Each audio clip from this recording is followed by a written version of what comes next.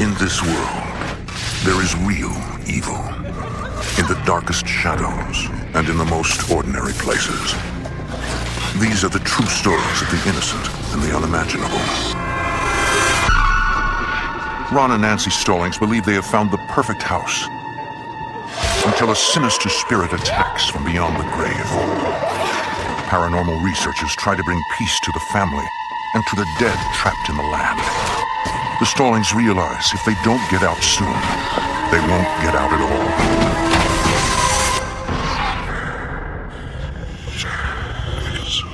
Between the world we see and the things we fear, there are doors, and they are opened.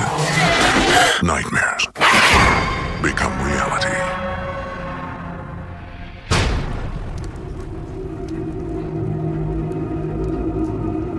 Ron Stallings and Nancy Simicott are looking for a new home. They will be married in less than a week.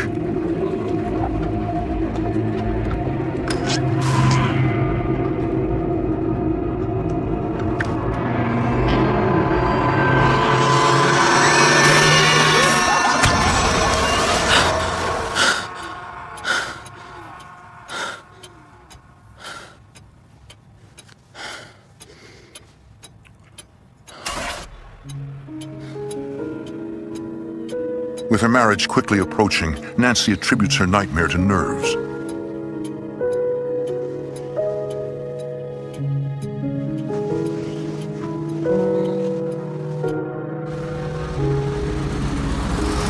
This is so exciting. Well, for one thing, I do want a garage. I want a yard large enough. Ron and Nancy had been married for less than a month when they actually begin looking for a house to buy.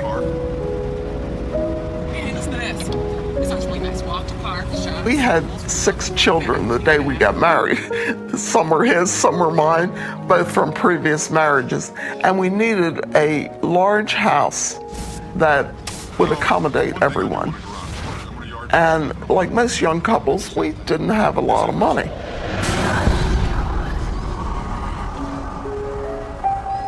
The first time that we saw the house, I thought it was a great bargain. The owner is an old woman whose son is selling the property.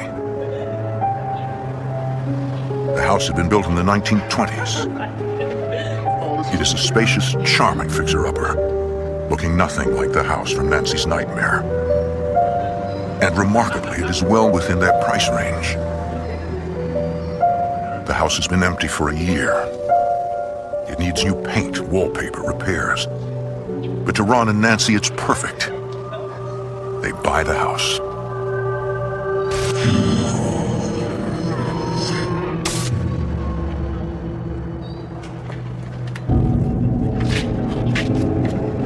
Then, just before leaving, I hope you're good fighters.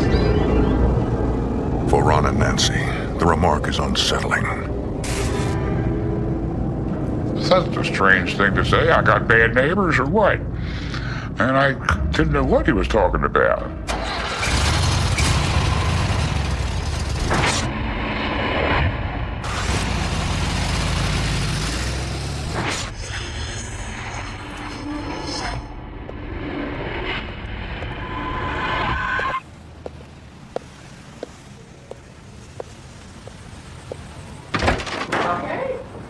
Within 2 months, the family moves in. What do you think? It's great. Alan Simicott is one of Nancy Stallings' children from her first marriage. Come on this way. My stepfather had children of his own, and there was kids with my mother, and when they got married, it was almost like the Brady Bunch. Yeah. Like my games in here.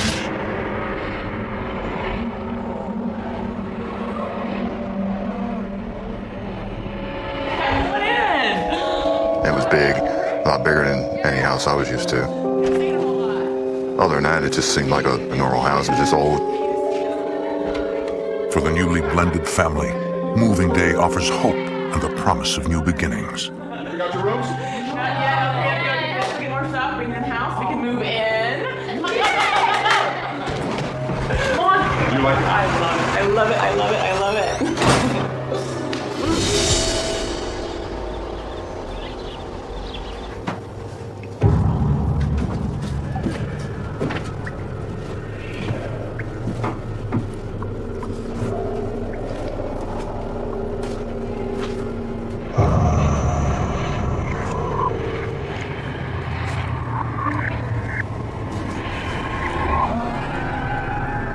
The basement was real dreary and kind of had a real creepy feeling to it. Like something happened there, like something might happen there again. I didn't care for the basement at all. I mean, from the first day, I never liked the basement.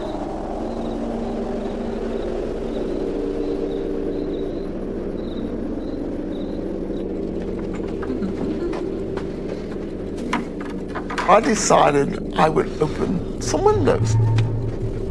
At first I thought they were painted shut. I couldn't get them open.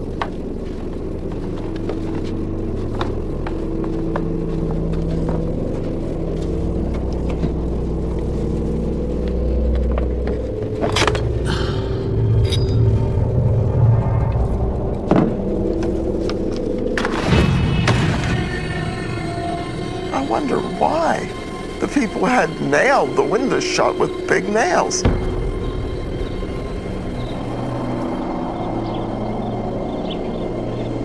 It soon becomes clear something is not right with this house. Hey, hey, hey, hey, whoa, guys, walking legs in the house, you know better. Faucets would turn off and on. I didn't understand how that could happen. We figured it must be because it's an old house.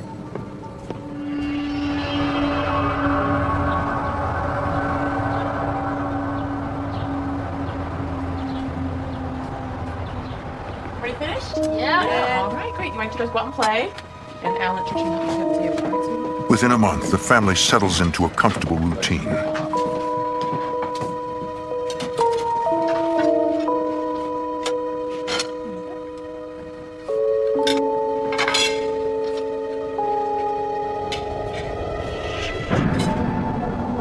All of a sudden, the dishes move. I mean, not just like one or two dishes falling over in the strainer. The whole strainer moved across the counter.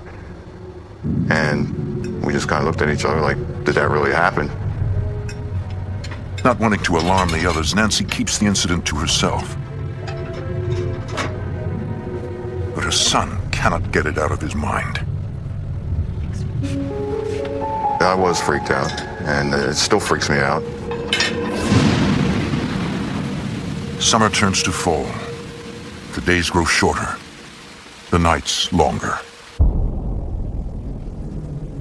Alan and his younger brother share a bedroom.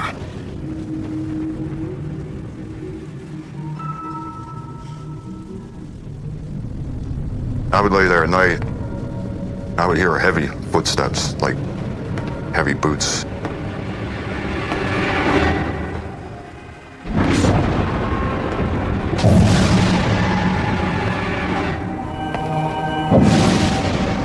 I could hear them come up the steps.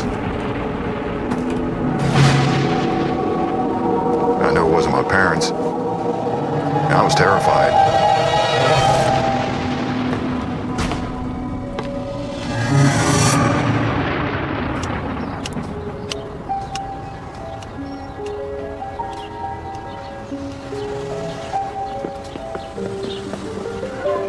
Well, hello. Hi. Hi. Nancy Stallings. Oh, welcome to the neighborhood. Thank you so much. How do you like it? Yeah, well, we're moving in slowly, getting there. That's Nice. good. Glad to have you here. You know the old lady that used to live here? And she says, that crazy old lady that lived in that house thought that someone was getting in, moving her stuff and taking her stuff. And she had her son nail those windows shut. I'm glad to have you. I said to Rob, Thank you so much for I coming. wonder why she thought someone was taking her things. The shocking answer will come all too soon.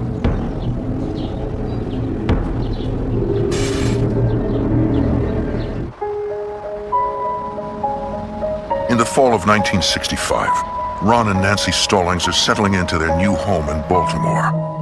But their eldest son, Alan, knows that something is strange about the house.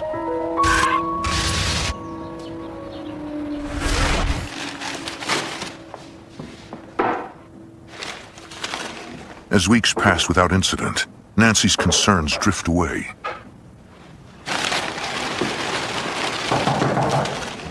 Friends and relatives come to visit, happy for Ron and Nancy's apparent good fortune. Hey, Ron, how you doing? Good to see you. Come on in. My cousin, Bill, who was a lawyer, came to see our new house. Wow, this is beautiful. Isn't it? You want to take a tour? And he wanted to see upstairs.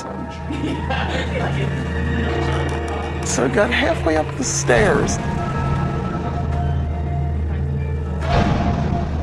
And he got a really strange look on his face.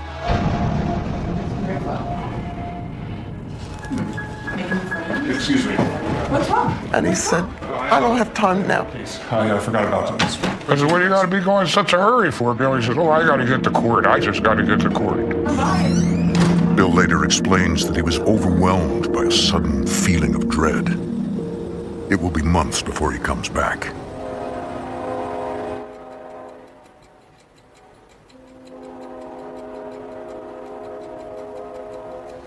One night in October,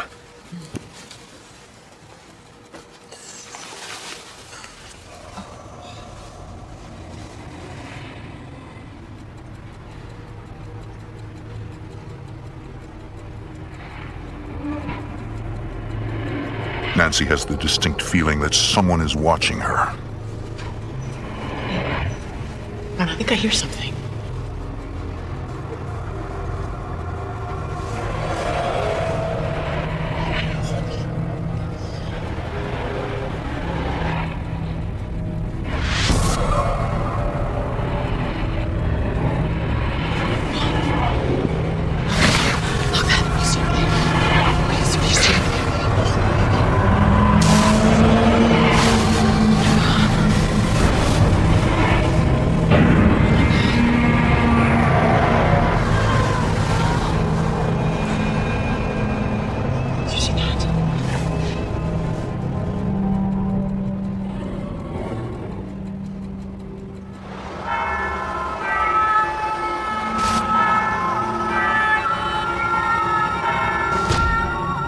Hoping to make sense of the inexplicable events in his house, Ron turns to his uncle.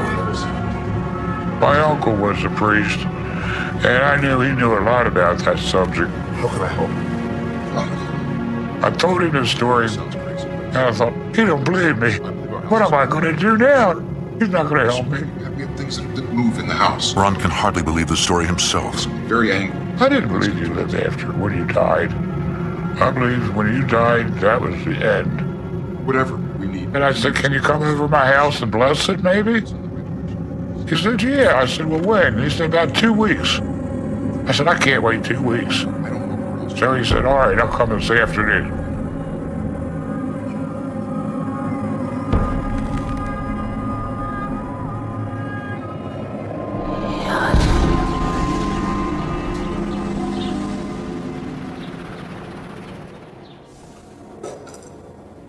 And Alan?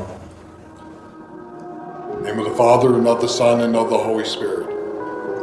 And we actually had Mass in the house, like a regular Catholic service. And I was glad that we were doing something about it. The priest blesses the entire house, room by room.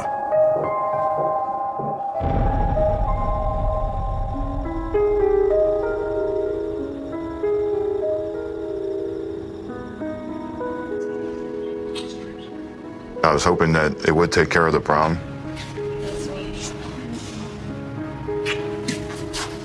It was like a big question mark. Will this work? Will it not work?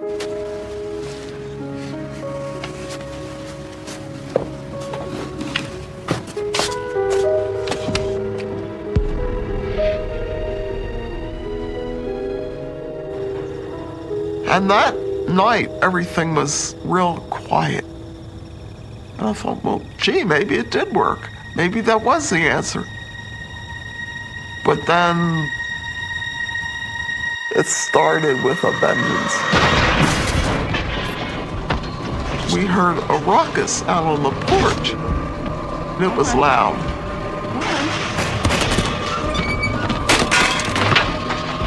A tricycle was just riding down the porch and back by itself.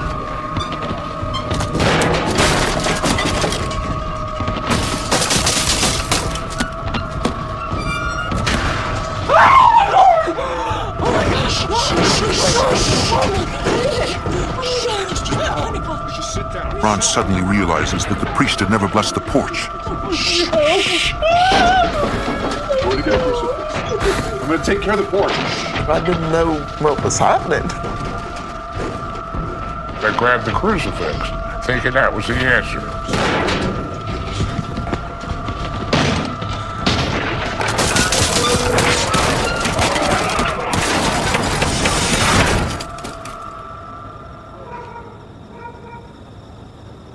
And it stopped.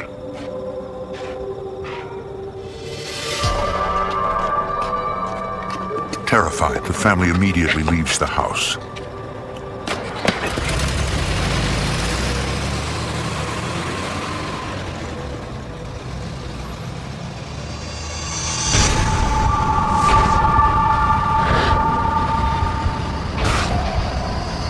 With nowhere else to go, Ron takes his family to his father's cabin about an hour outside of Baltimore. The cabin has only one room, too small to accommodate such a large family. It's also a considerable distance from the children's school and Ron's workplace. He knows it is impractical to stay there for very long.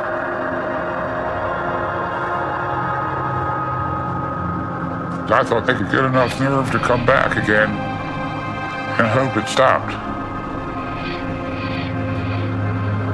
Ron feels like he has no choice. They will have to go back.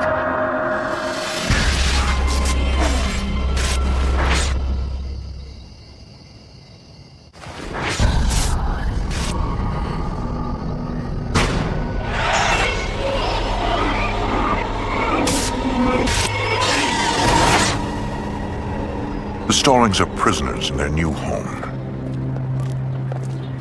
Financially, they are trapped. They have 6 children and one on the way.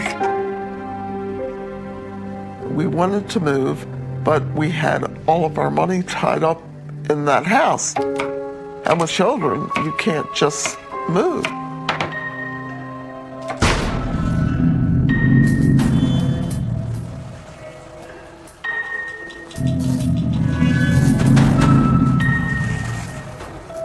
Well, things would go almost in cycles where for a week or two, things would happen like every day. And then it might not happen for a couple months. For several months, the disturbances died down and Nancy hopes for the best. In 1967, she gives birth to a son. Her first child with Ron.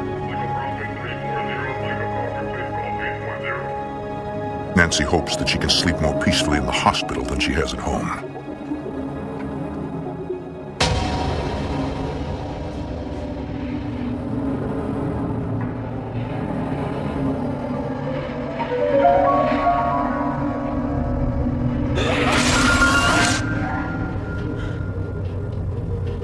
The atmosphere in the room changed.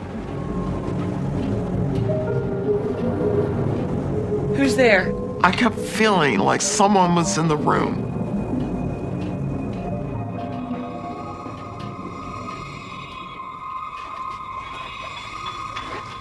Who's there?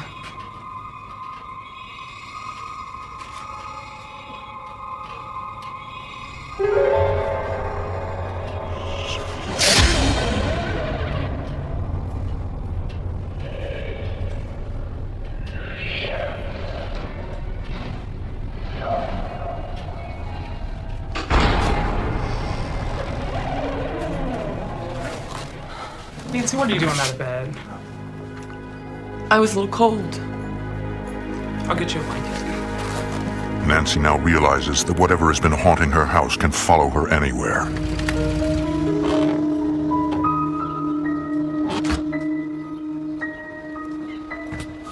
The next day, when I was getting home from the hospital, I was a nervous wreck. I was waiting for any minute that something horrible would happen. Hey, kids. How are you? Who's your new sister? Let's go inside. Maybe we can hold her.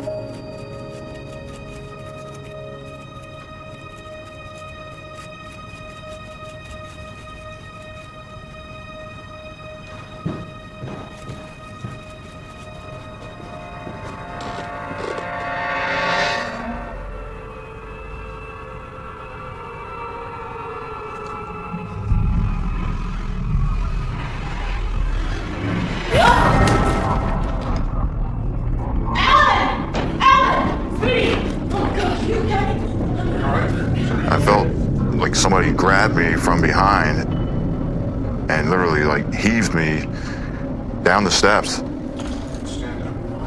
Fortunately, he only had a few scrapes and bruises.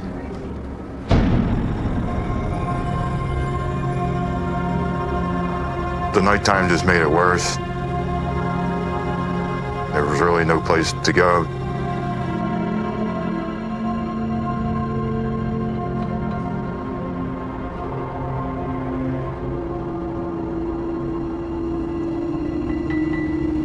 I dreaded if I woke up in the middle of the night and had to use the bathroom or anything like that.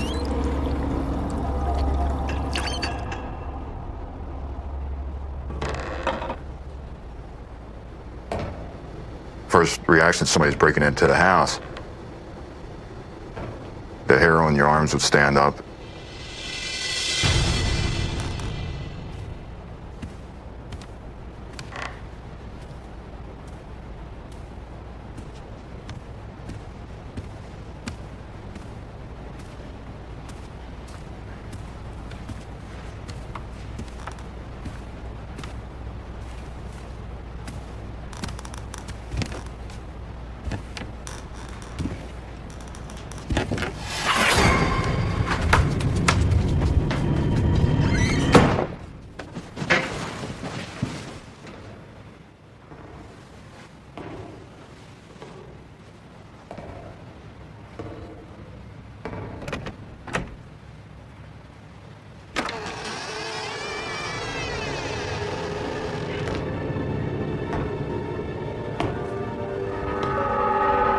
I kind of wanted to look. I really was afraid of what I might see. And I finally got up enough courage just to take like a slightest peek.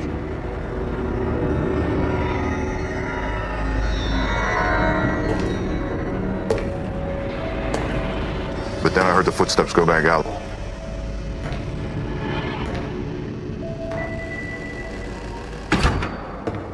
Then I was scared to death.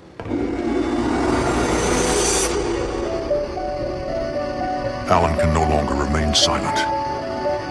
He tells his parents about the footsteps. I just don't know what we can do about this. I felt so hopeless. How do you fight something that's not alive and you can't really grab it, but it can push you? How am I acting like it's your fault? I didn't say it was your fault. I'm not blaming you. I mean, I just don't know what to do. You woke up the baby. Are you happy now? We were frustrated. We didn't know what to do or where to turn. Ron and Nancy decide to put their house on the market. They told me that they know a reporter. Still, they're desperate to find a short-term solution. We can talk to them and at least find somebody that can help us. I made the mistake of telling a fellow I work with about these strange things that were happening. And he said, "Hey, I can get you help for the newspaper." So I said, all right, if he wants to see it, and that's the only way I get help, then I'll do it that way, but I don't want no story in the paper. Now, if you could just tell me a little bit more about this. So sure enough, the man came. Please remember, we don't want our names to be in the paper. Not a problem. I will not put it dressed at all. The reporter seems sympathetic. For the facts, I need some hard evidence. What is Things move. Toys. toys specifically toys. He promises to find them an expert, Push down the stairs, our son. someone with experience dealing with the paranormal. And you know what? That's everything I need. I can give you that then. But Ron and Nancy have placed their hopes in the hands of the wrong man.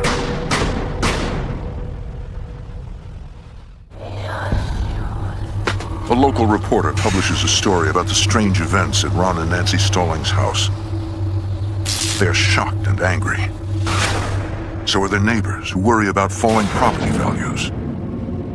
And prospective buyers who suddenly stop calling.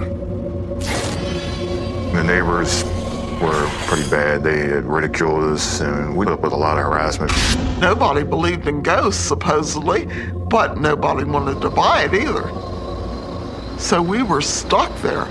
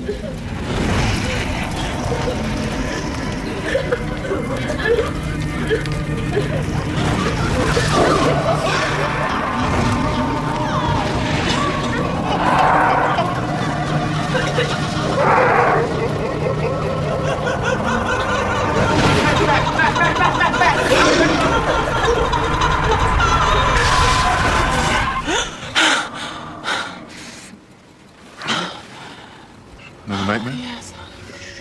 I had this dream several nights in a row. It wasn't an ordinary dream, it was like an experience. About the third time I had the dream, I began to smell gas in the house. Get a gas leak somewhere. And I told Ron, I said, something smells like gas.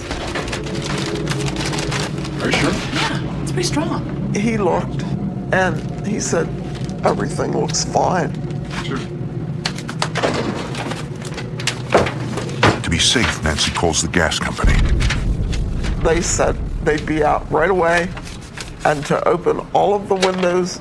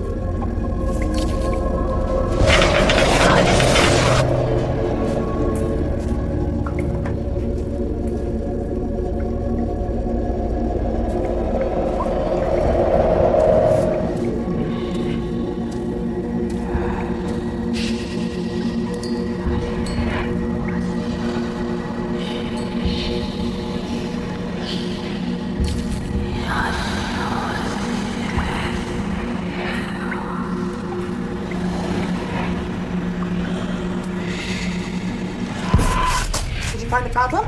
Oh, I found a problem. He checked the pipes, Can it be fixed? and there was one connection that was really loose. Blow it any second. I blew the pipe?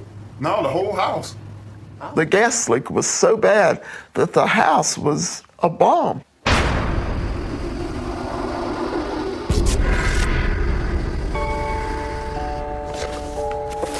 Unwilling to remain a victim, Nancy reads up on the study of ghosts and paranormal phenomena. One book in particular catches her eye. It is written by Hans Holzer, an expert from Austria. In the book, he talked about getting rid of ghosts, and he had an address where he could be contacted. Nancy sends him a letter.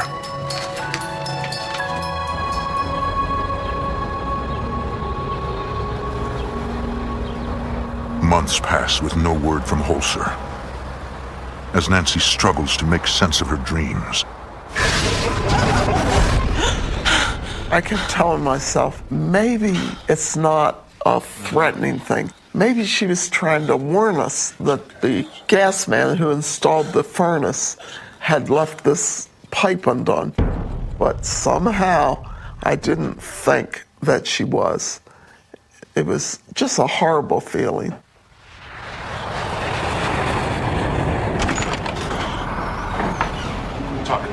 I'm Hans Holzer, this is my associate. Finally, Hans Holzer arrives, accompanied by a trance medium. You cannot investigate hauntings and ghosts by just going around with Geiger counters and other technical equipment and wait for things to happen. You must use a trance medium, a human trance medium. Nothing happens without it. Everything else is useless.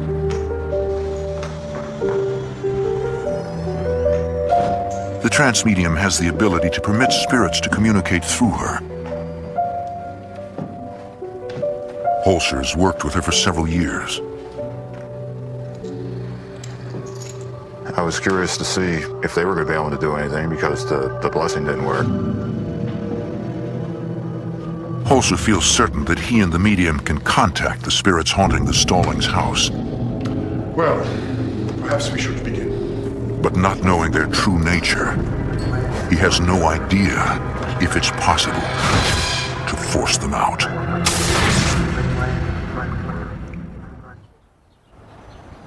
For nearly a year, spirits have haunted the Stallings family.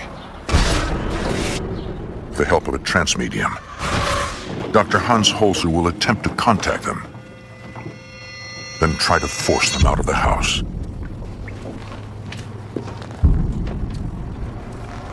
The medium senses an unnatural presence.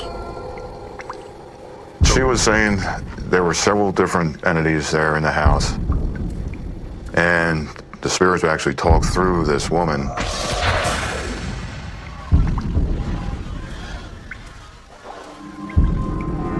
It's what we would call dissociation of personality. A deep trance medium has the ability to move out of their body and let somebody else get in temporarily.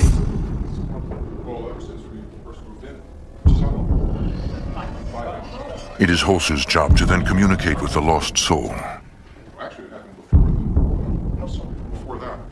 The medium detects a mysterious confluence of energy.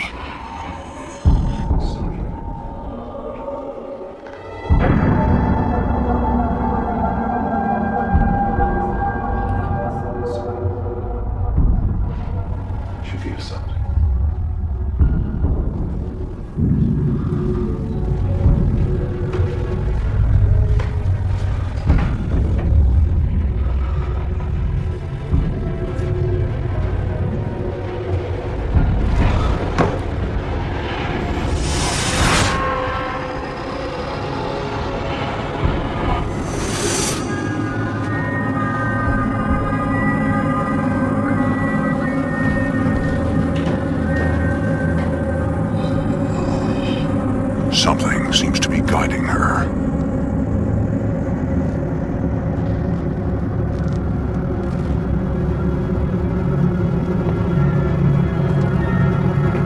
When she emerges from her trance, she has a name. Louis Fontenille. It means nothing to Ron and Nancy. She asked him what he was doing there, and he said that he was waiting for supplies to come in on the Constellation in the Baltimore Harbor, and they were there to protect the city.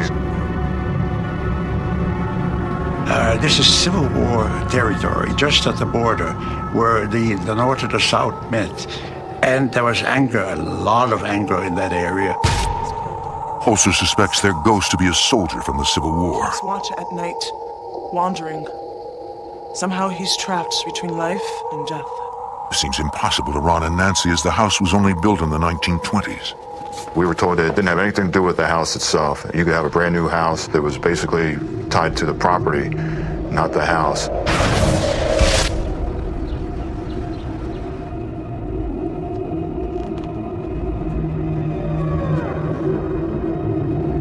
They live in the land.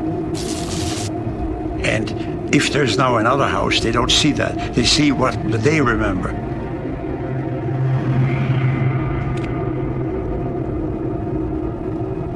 Suddenly, the medium detects another presence.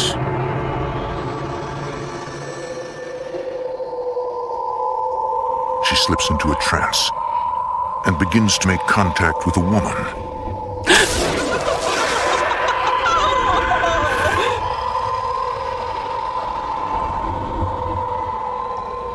The woman is angry.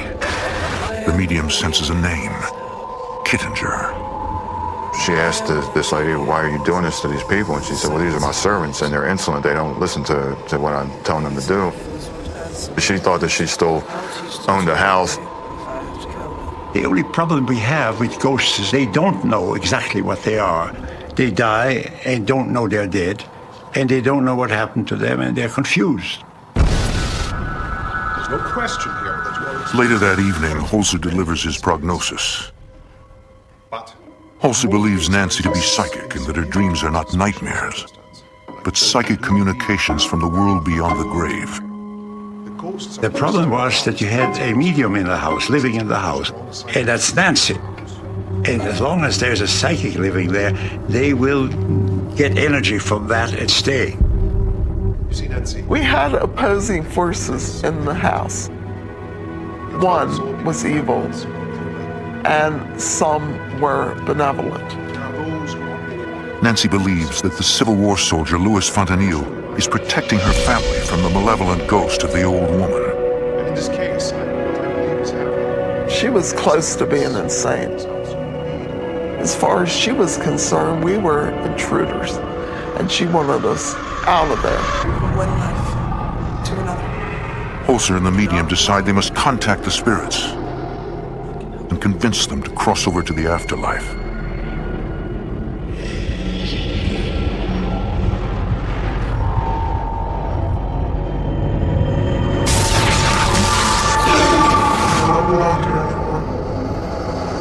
past from one life to another.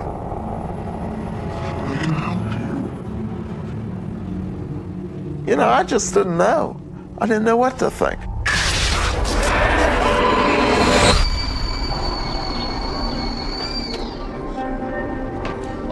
Days later, the house remains quiet. Nancy's cousin Bill becomes intrigued by everything he's hearing about the haunting. Seems a little wild. Thank you. Really? Yeah. He admits he'd always felt uncomfortable in the house.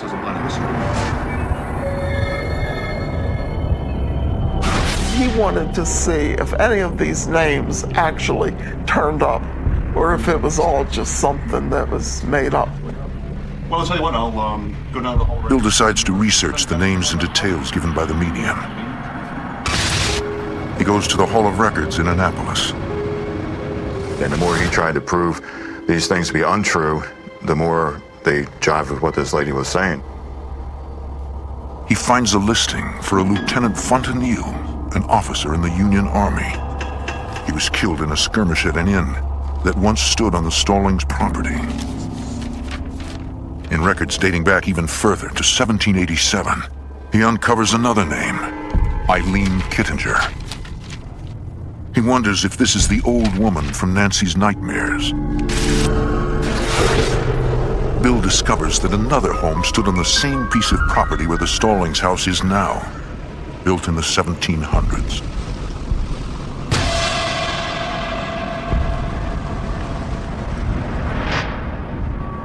Sifting through tax records, deeds, and ancient maps, Bill notices a disturbing trend, a shocking revelation that even the medium failed to detect. And for the Stallings family, it could mean the difference between life and death.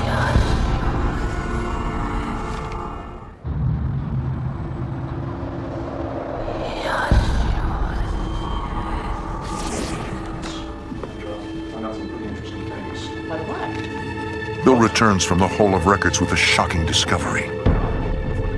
Records showed that every family who ever lived on that land had at least one person die before they moved. Each owner? Each one? I was really afraid that one of us, a member of our family, that something would happen to them. before we got out. After months of trying to sell the house, Ron and Nancy finally find a buyer. They even express interest in ghosts. What's with a crucifix? The rumors of a haunted house seem to them a selling point. That's great. I was just so relieved that we were finally getting out of that house that I couldn't wait. I was just praying that nothing happened between then and the time we actually moved out.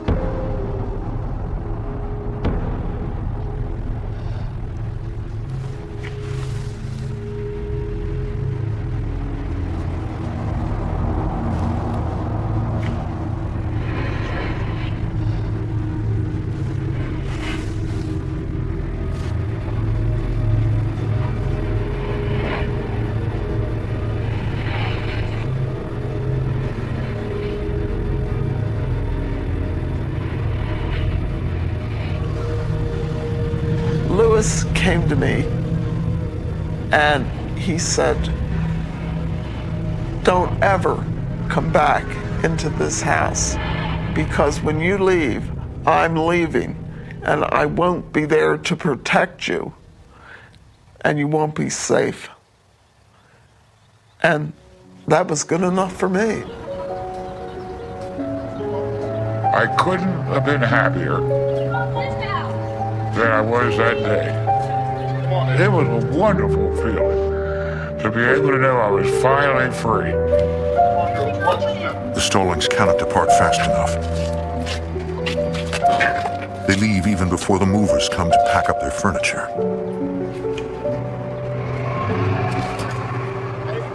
There is absolutely no doubt in my mind that there is some type of life after death, and some type of spirit, some kind of presence there.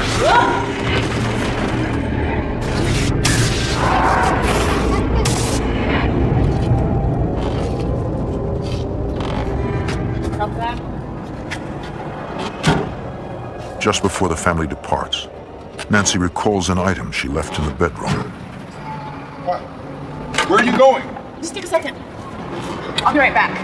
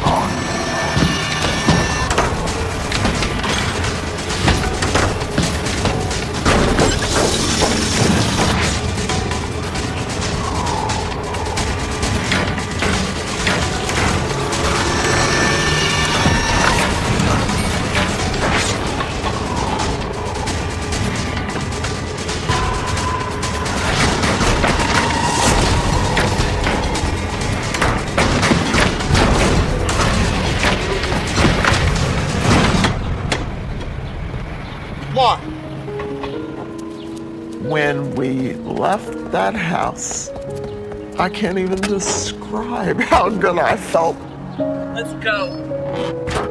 We had made it through that terrible experience, and now we would be able to live a normal life.